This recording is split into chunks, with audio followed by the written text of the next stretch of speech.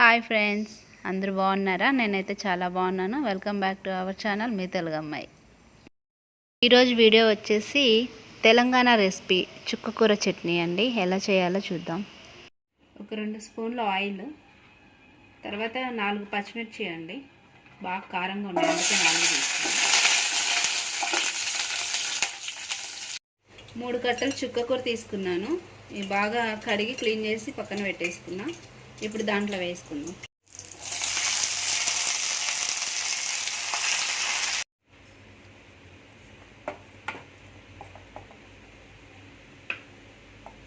ఇది పక్కన పెట్టేసుకుందాం అండి.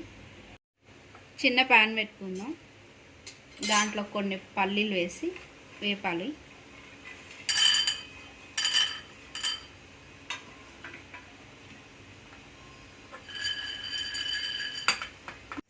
ఒక 1/2 స్పూన్ జీలకర్ర.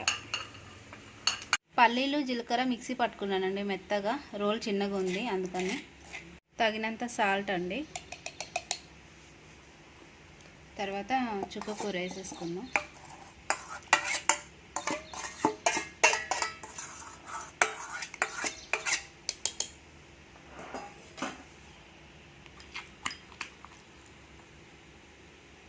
చుక్కకూర ఆల్రెడీ మెత్తగా అవుతుంది కాబట్టి మిక్సీ కంటే రోల్ బాగుంటుందండి. రోటి పచ్చడి అయితేనే బాగుంటుంది.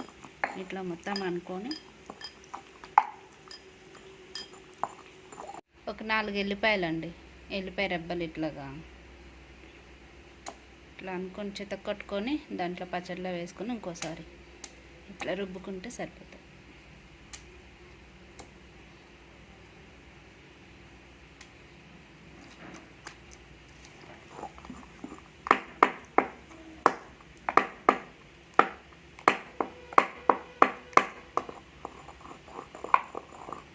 అయిపోయిందండి చుక్కకూర పచ్చడి.